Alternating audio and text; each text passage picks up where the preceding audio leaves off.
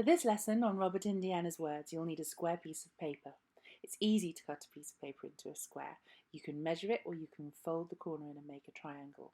My paper is already square, so the first thing I do is divide it into 4. I'm using my ruler to measure it.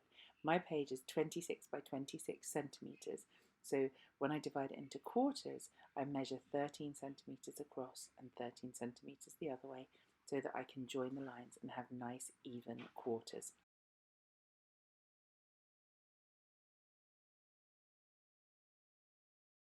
I'm looking at Robert Indiana's alphabet, which is in the lesson plan, to do my letters. So I have to remember all of these things. He has very straight lines. There are some parts of the letters that are thinner and some that are thicker.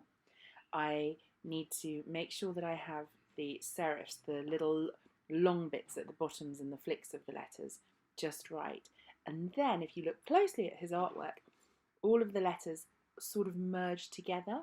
So even though there's one in each quarter and they're very definite sizes, at the end of it all, they need to be touching, and I'm going to erase those lines in between the letters. So you can see me doing this now.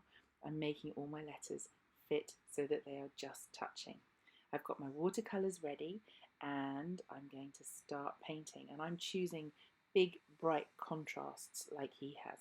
So the 3 colours I've chosen are yellow and blue, which are complementary colours. Then I've added this dark pinky red in too.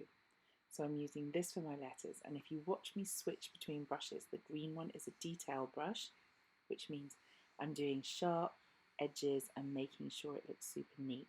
Once I've done the edges, I pick up the other brush, which has got a much wider base, and I fill in the space. So you'll see that large bits of colour suddenly seem to be done much faster. You can pause the video if you want to see it. So details, and then I will pick up a large brush and fill in some space. There I go.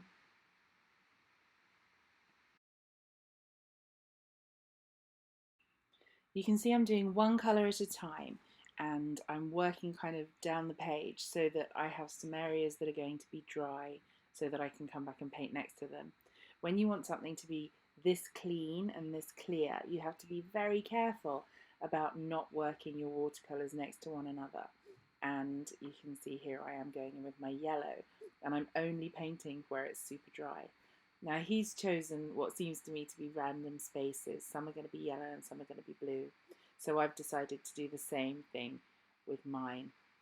I'm working the same way I did inside the letters, with a small brush for the edges just to keep it really neat, and then bringing in a larger brush to fill in the spaces so that I don't spend forever on it. So finishing touches now.